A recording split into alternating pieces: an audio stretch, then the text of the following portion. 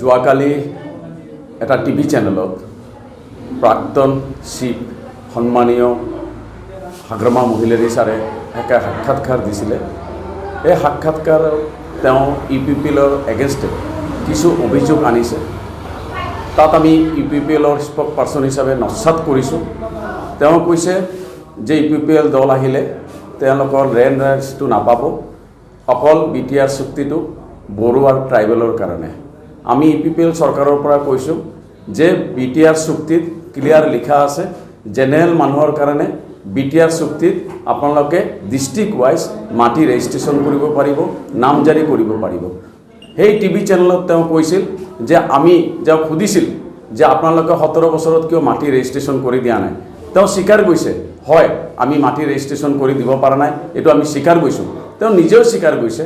এইকাৰণে BTR চুক্তিত clear লিখা আছে আৰু UPPL চৰকাৰ আহিলেও আপোনালোকৰ ডিষ্ট্ৰিক্ট ৱাইজত মাটি ৰেজিষ্ট্ৰেশ্যন কৰিব পাৰিব বুলি প্ৰমোদ বড়ো ডাঙৰীয়া অলৰেডি কৈ দিছে। এই কথাষাৰ লৈ আমাৰ পৰা কপি কৰি তেওঁ এটা টিভি চেনেলত বকি আছিলে আৰু তেওঁ কৈছে যে আমাৰ UPPL দল আহিলে আফচু অফিচতে আপোনালোকে এপ্লিকেশ্যন দিব লাগিব। ভাল কথা, আমি যদি আফচু অফিচতে এপ্লিকেশ্যন দি কাম হয়, আমাৰ কোকৰাঝাৰত যদি হাবাথুৰি খাব নালাগে, এইটোতো আমাৰ ভালেই কথা। এতিয়া আৰু তেওঁ কৈছে যে আমি BJP আপোনাক লাগে না আপোনাক BJP লাগে।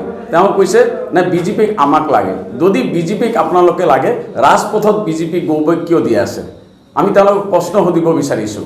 আৰু তেওঁলোকে কৈছে যে UPPL দল আহিলে আমাৰ মানে ইয়াতে তেওঁলোকে ভ্ৰষ্টাচাৰ তেওঁলোকৰ একনায়কত্ববাদ হ'ব।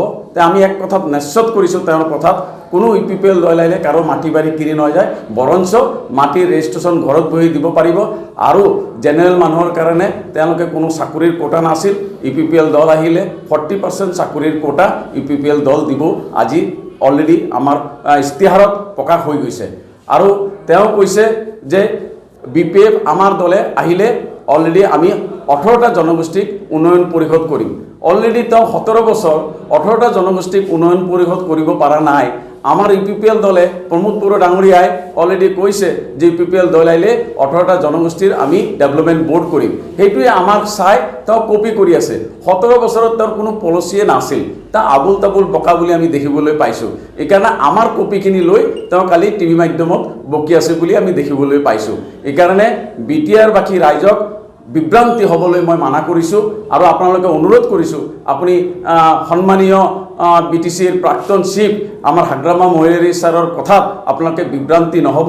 UPPL দলক আপোনালোকে যদি চৰকাৰ আহে 100% আমাৰ প্ৰমোদ বড়ো ডাঙৰীয়া চৰকাৰ বনাব। আপোনালোকে ঘৰত বহি অনলাইনত মাটি ৰেজিষ্ট্ৰেশ্যন কৰিব পাৰিব। চাকৰিৰ কাৰণে উপযুক্ত অনুযায়ী আপোনালোকে চাকৰি পাব। আপোনাৰ 18টা জনগোষ্ঠীৰ ডেভেলপমেণ্ট বৰ্ড হ'ব। এইটোৱে আমি আমাৰ UPPL দলৰ এজেণ্ডা। আৰু প্ৰমোদ বড়ো ডাঙৰীয়াই তেওঁ কৈছে যে আপোনাৰ ৰাজ্যপালক তেওঁ কমপ্লেইন কৰিছে জব কাৰ্ডৰ কেলেংকাৰী। অলৰেডি মহামহিম ৰাজ্যপালে অলৰেডি জব কাৰ্ডৰ কেলেংকাৰীৰ কাৰণে এটা এনকুৱাৰী বহাইছে।